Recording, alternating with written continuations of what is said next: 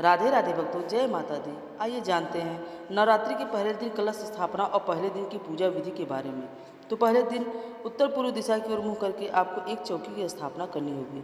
चौकी लकड़ी की रखें और उसके ऊपर लाल वस्त्र बिछा लें। कलश की स्थापना करने के लिए मिट्टी का एक कलश लें और उसके ऊपर हल्दी या चंदन से स्वास्तिक का चिन्ह बना लें। कंठ पर मौली का कलावा बांध दें और कलश के अंदर डालने के लिए आपको चाहिए होगा शुद्ध जल, हल्दी की एक गांठ और एक का सिक्का, एक सुपारी, लौंग और एक थोड़ी अच्छत और एक चौकी पर सबसे पहले माँ भगवती की प्रतिमा की दाहिनी तरफ कलश की स्थापना करेंगे।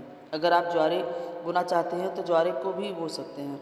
अब कलश के अंदर जल आदि भरने के बाद उसके ऊपर आपको पानी वाला जटा वाला नारियल रखना है। नारियल की इस तरह से चुनरी से लपेट ले और कलश के ऊपर आप या अशोक के 5, 7 या 9 पत्ते रखकर उसके ऊपर आपको एक पात्र में थोड़ी अच्छत या गेहूँ भरकर रखने हैं। अगर आपको आम के पत्ते या अशोक के पत्ते नहीं मिलते हैं तो आप पान का पत्ता भी इस्तेमाल कर सकते हैं। उसके ऊपर आपको लिटाकर नारियल की स्थापना करनी है। नारियल आपका लिटा कर रखें और हिस्सा टहनी से जुड़ा होता है, वो हिस्सा आपको अपनी तरफ रखें। नुकीला वाला जो हिस्सा होता है वह दीवार की तरफ या पीछे की तरफ आपको रखना चाहिए। कलश की स्थापना के बाद हम यहाँ पर माँ दुर्गा की प्रतिमा की स्थापना करेंगे और माँ का आवाहन करेंगे कि हमारी पूजा में पधार कर हमें अपना शुभ आशीर्वाद प्रदान करें। इसके साथ ही गणेश भगवान की स्थापना करेंगे। छोटी प्रतिमा हो तो प्रतिमा में रखी, नहीं तो एक सुपारी पर मौली या कलावा लपेट कर गणेश भगवान का भाव करके उनकी स्थापना की जा सकती है। आप चौकी पर ठीक सामने की तरफ अच्छत या आसन देकर दीप जलाएं। अखंड ज्योत जलाना चाहते हैं तो अखंड ज्योत भी आप जला सकते हैं।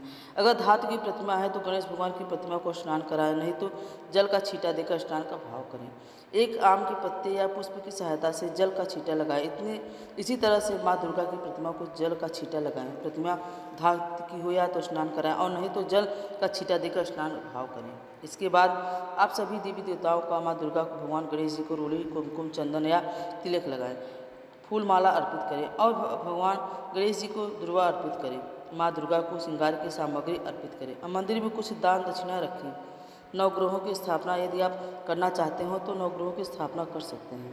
अगर आपके पास नवग्रह यंत्र हो तो कलश के पास में ही आप नवग्रह यंत्र की स्थापना करें, नहीं तो जैसा कि आपकी इस वीडियो में दिख रहा है, कलश के सामने आप नवग्रह जगह पर अच्छत का आसन देकर 9 सुपारियाँ रखें और उन सभी को कलावा अर्पित करें, जनेऊ अर्पित करें, धूप दीप दिखाएं, अच्छत पुष्प आदि से अर्पित करें। इसके साथ ही सभी नवग्रहों का ध्यान करें और नवग्रह मंत्र का जाप करें। ऐसा करने से नवग्रहों की कृपा भी प्राप्त होती है। पहले दिन पूजा करते समय आप किस तरह से नवरात्रि के व्रत रखना चाहते हैं, इस बात का भी संकल्प ले लें। पूरा रखना चाहते हो तो या पहले आखिरी तो रखना चाहते हैं तो किस तरह का फलाहार आप करना चाहते हैं, यह भी संकल्प ले लें। पहले दिन की पूजा में समय अधिक लगता है तो श्री दुर्गा सप्तशती का पाठ भी इस दिन किया जाता है। समय हो तो सुबह पाठ कर सकते हैं, नहीं तो आप शाम की पूजा में ही पाठ किया जा सकता है।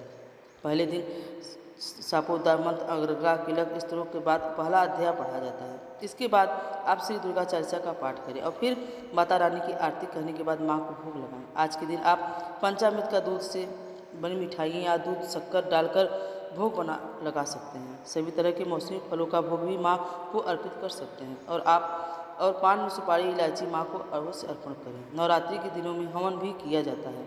हर दिन अगर बड़ा हवन करने की सामर्थ्य ना हो तो समय ना हो तो आप खुद से ही अग्यारी के रूप में हवन कर सकते हैं। एक मिट्टी का बड़ा दिया ले लीजिए, जिस तरह से मैंने वीडियो में आपको दिखाया है कि इसमें आपको गाय के गोबर का उपला तोड़कर अच्छे से जला लेना है। धुआं शांत हो जाए तो उसमें आपको घी में डुबोकर लौंग का एक जोड़ा रखना है। कपूर जलाकर पहले अग्नि प्रज्वलित कर लेनी है, उसमें थोड़ी सी हवन सामग्री डालनी है, फिर बतासा तोड़कर उस अग्नि में रखें और लौंग का जोड़ा तो जितने परिवार के सदस्य हो सभी अपने अपने नाम से अग्नि में छोड़ सकते हैं और बतासा डालें, मिश्र डालें। फल मिठाई हो तो मिठाई का थोड़ा हिस्सा डालकर छोड़ दिए और सब अंत में गहरी चारों ओर दिए गए चारों ओर जल का छींटा देकर अग्निदेव से और माँ दुर्गा से 5 सत्सल पुत्री से प्रार्थना करें कि आपके द्वारा अर्पण किए गए इस भोग को स्वीकार करें। प्रतिदिन अगर इसी तरह से की जाएगी तो विशेष भोग यदि आप लगा रहे हो तो उससे पहले अग्नि देवताओं को अर्पण करें, बाद में प्रसाद रूप में सभी लोगों में बांटें। पूजा करने के बाद सबसे अंत में समय याचना जरूर करना चाहिए। अगर कोई पूजन सामग्री आप अर्पित करना भूल गए हो तो अगले दिन की पूजा में अर्पित की जा सकती है। तो यह थी आज की वीडियो। आज शाम की पूजा भी आपको धूप दीप जलाकर, कपूर जलाकर, आरती करके करनी ही चाहिए। नवरात्रि के पूरे 9 दिन यदि कोई विशेष भोग ना मिले तो भी माँ को पान और सुपारी, इलायची और बतासा अर्पित करना चाहिए। इसके अलावा जैसी जिसकी सामर्थ्य है उसके अनुसार श्रद्धा भक्ति से पूजा करनी चाहिए। यह थी आज की वीडियो। आपको जानकारी कैसी लगी प्लीज़ कमेंट बॉक्स में ज़रूर बताइएगा। राधे राधे, जय माता दी।